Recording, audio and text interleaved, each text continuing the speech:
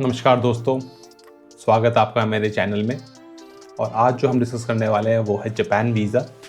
Japan visa लेने के लिए आपको क्या क्या डॉक्यूमेंट लगेंगे, कितनी फ़ीस आपको पे करनी पड़ेगी, कहाँ आपको जाके अपना जापान वीज़ा अप्लाई करना है, सब कुछ थॉरोली हम आगे डिस्कस करेंगे, तो बने रहें। तो सबसे पहले हम शुरुआत करते हैं जापान वीज़ा। कहाँ से आपको जापान वीज़ा मिलेगा? आपको ना ही जापान की एम्बेसी में जाना है, आपको जाना है VFS ग्लोबल जापान में की प्लेस पे, जो कि दिल्ली में शिवाजी स्टेडियम में बेस्ड आउट है। वहाँ आपको जाना है, सारे डॉक्यूमेंट लेके आपको वहाँ जाना है। नॉर्थ इंडिया रीजन में आपको अपॉइंटमेंट लेने की ज़रूरत नहीं है, सीधा अपने डॉक्यूमेंटेशन आपको कंपाइल करने हैं और आप या आपके बिहाफ पे कोई भी उन डॉक्यूमेंट्स को लेके जा सकता है। मैं इस time specifically north India Delhi region की बात करूँगा, क्योंकि और रीजन में आपको अपॉइंटमेंट लेके जाना पड़ता है, VFS में रजिस्टर्ड कराना पड़ता है, बट ऐसा दिल्ली रीजन में, नॉर्थ इंडिया रीजन में ये सब प्रोसेस फॉलो नहीं होती है। तो सिंपली आपको वहाँ वॉक इन है, आप सिंपली वॉक इन अपने डॉक्यूमेंटेशन आप या आपके बिहाफ पे कोई भी, इवन आपका एजेंट भी, आप एजेंट के थ्रू भी जापान वीज़ा लगा सकते हैं। बट अगर आपके पास टाइम है तो आप खुद जाएँ और आप काफ़ी पैसे बचा सकते हैं, या आपके बिहाफ पे आपके कोई फैमिली मेम्बर्स भी जाके वो फॉर्म सबमिट कर सकते हैं। नॉर्थ इंडिया दिल्ली रीजन में आपको क्या करना है, आपको अपने सारे डॉक्यूमेंटेशन कंपाइल करने हैं, डॉक्यूमेंट्स कंपाइल करने हैं और फिर आपको जाना है शिवाजी स्टेडियम। वहाँ आपको मिलेगा VFS के भी मल्टीपल ऑफिस हैं वहाँ पर, बट आपको VFS जापान में जाना है।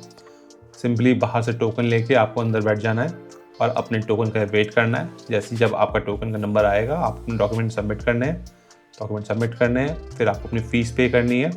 उसके एक हफ्ते नॉर्मली, क्योंकि मेरा 5 दिन बाद वीज़ा आ गया था, तो नॉर्मली ये एवरेज डेज़ हैं कि विदिन अराउंड 5 डेज़ में या वीक में आपका वीज़ा आ सकता है। बट कभी कभी ये समय ज़्यादा भी लगता है, तो आप कोशिश करें कि एटलीस्ट 1 महीने पहले जब आप ट्रैवल करें, मिनिमम 1 महीने पहले अपना वीज़ा ले लें।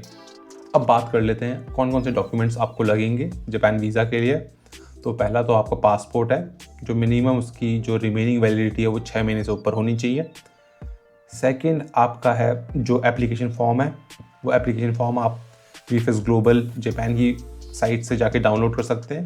वहाँ से डाउनलोड करके उससे फिल कर सकते हो। आप मैनुअली हाथ से भी फिल कर सकते हो, या उसकी PDF डाउनलोड करके आप वहाँ अपने लैपटॉप या कंप्यूटर में फिल करके फिर उसका प्रिंट आउट ले सकते हो। उसमें साइन करने हैं, आपको डिटेल्स पूरी कम्प्लीटली फिल्ड होनी चाहिए।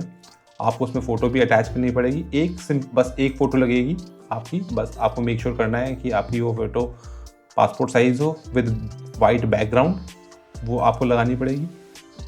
आपका एप्लीकेशन फॉर्म हो गया, फिर आपको आपका ओरिजिनल पासपोर्ट होना चाहिए, फिर आपको एक फ़ोटोकॉपी अपने ओरिजिनल पासपोर्ट की फ्रंट एंड लास्ट पेज की भी लगानी है। फिर फ़ोटो हो गई आपकी। उसके बाद आपको कवर लेटर लगाना है। कवर लेटर में मेंशन करना है आप क्या करते हैं, आप कितने दिनों के लिए जा रहे हैं, क्या क्या आपका इरादा है ट्रैवल करने का। कवर लेटर हो गया। उसके बाद आपको आइटनरी की लिस्ट भी लगानी है कि आप कहाँ कहाँ कैसे ट्रैवल करोगे और किधर किधर विज़िट करोगे, किधर स्टे करोगे। आइटनरी लिस्ट लगानी है आपको। आप अपनी फ़्लाइट टिकट्स दिखानी है, और ये मेक श्योर करें आप डमी फ़्लाइट टिकट्स भी लगा सकते हैं, बट अगर आपके पास ओरिजिनल है तो आप ओरिजिनल लगा लें, क्योंकि मैंने ओरिजिनली लगाई थी। फ़्लाइट टिकट्स के बाद आपको होटल्स बुकिंग भी दिखानी है अपनी, तो ये है। प्लस आपको, अगर आप टैक्स फाइलर हो तो आपको लास्ट 3 इयर्स की टैक्स फाइलिंग की आपको वो रिपोर्ट लगानी है, या आपने टैक्स फाइल किया है। अगर आपके पास टैक्स फाइल करी हुई की रिपोर्ट नहीं है, तब उस केस में आप बैंक स्टेटमेंट लगा सकते हैं या अपनी सैलरी स्लिप लगा सकते हैं। मैं सब कुछ लेके गया था, मैं बैंक स्टेटमेंट भी लेके गया था, मैं अपनी टैक्स फाइलिंग की रिपोर्ट भी लेके गया था, प्लस अपनी सैलरी स्लिप भी लेके गया था। बट उन्होंने जब मेरे से डॉक्यूमेंट्स लिए तो उन्होंने बैंक स्टेटमेंट और मेरी जो स्लिप है, सैलरी स्लिप, वो हटा दी, सिर्फ टैक्स रिपोर्ट ही रखी। तो आप ये रख सकते हैं। और मैंने देखा बहुत जगह आप कहते हैं कि NOC लेके आओ ऑफिस से, ये बट ऑफिशियली वेबसाइट पे रिकमेंडेड कहीं लिखा नहीं है, इसलिए मैंने भी कहीं से NOC अपने ऑफिस से नहीं लिया और फिर भी मेरा वीज़ा आ गया 5 डेज़ में। तो ये ग्रुप ऑफ डॉक्यूमेंट्स हैं जो आपको चाहिए होंगे। अगर आप डिपेंडेंट हैं या कपल हैं तो उस केस में आपको थोड़े से और डॉक्यूमेंट लग सकते हैं, बट मैं सोलो ट्रैवल की बात कर रहा हूँ, सोलो इंडिविजुअल केस में आपको यही डॉक्यूमेंट लगेंगे।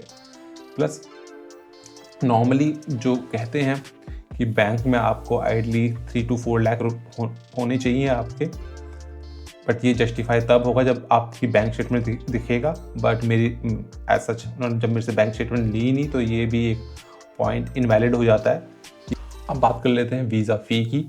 सबसे सस्ता वीज़ा, अगर फ्री वीज़ा ऑन अराइवल के या फ्री वीज़ा किसी फ्री एंट्री या फ्री वीज़ा ऑन अराइवल के बाद कोई फ्री इतना सस्ता वीज़ा है तो वो जापान का है, और जो इतने बड़ी डेवलप्ड कंट्री का है।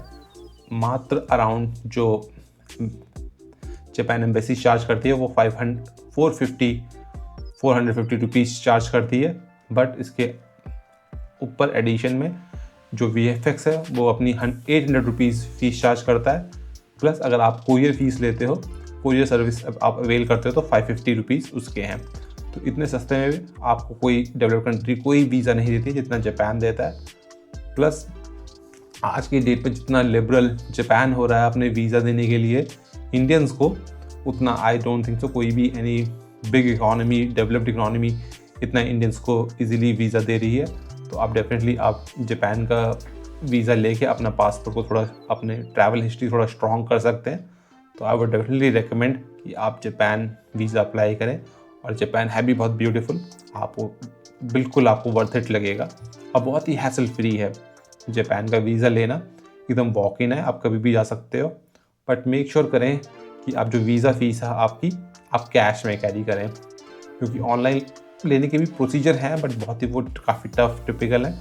तो मैं भी सिर्फ सोच के गया था कि मैं कार्ड से, वाया कार्ड या UPI से पे करूँगा, बट वहाँ जाके मुझे बोला कि नहीं, is better to get the cash. तो मैं वहाँ जाके नियरेस्ट ATM से कैश लेके आया, बट इट्स ऑलवेज बेटर अगर आप कैरी करो। आई होप आपको ये इन्फॉर्मेशन कुछ यूज़फुल लगे, क्योंकि मेरे को भी ये इन्फॉर्मेशन बहुत मुश्किल से मिली कि एक वॉक-इन की इन्फॉर्मेशन कहीं भी अवेलेबल नहीं है, इवन इनकी वेबसाइट पे भी अवेलेबल नहीं है। But Japan VFS global Japan for Japan visa walk-in allow करता है, तो आप वॉक-इन कर सकते हैं। प्लस जो फीस है बहुत ही नेग्लिजिबल है, बहुत ही छोटा अमाउंट है, क्योंकि 2-3 साल पहले थाईलैंड भी अराउंड 2000 बाट चार्ज करता था, तो वो भी उससे ज़्यादा जाता है। तो इससे सस्ता वीज़ा मेरे को नहीं लगता कोई और कंट्री दे रही है, वो भी डेवलप्ड। और एक्सपीरियंस बहुत ही विदिन 1 or 2 आवर्स आप अपनी डॉक्यूमेंटेशन आप सब कुछ सबमिट करके फ्री हो सकते हो। अगर आप बिजी हो तो आपके बिहाफ पे कोई भी आपका फैमिली मेम्बर, एजेंट, वो भी फाइल कर सकता है। अगर आप दिल्ली में रहते हो तो मेरे को लगता है वो बहुत ही ईजी है, आपके लिए किसी भी एक दिन निकाल के आप जा सकते हैं। और टाइमिंग्स आप एक बार VFS ग्लोबल जापान की वेबसाइट पे जाके चेक कर सकते हैं कब उनका ऑफिस खुलता है, कब से कब आप जा सकते हैं। तो that's all from my side. I hope कि आपको ये इन्फॉर्मेशन यूज़फुल लगे। जल्दी मिलते हैं आपसे दूसरी वीडियो में।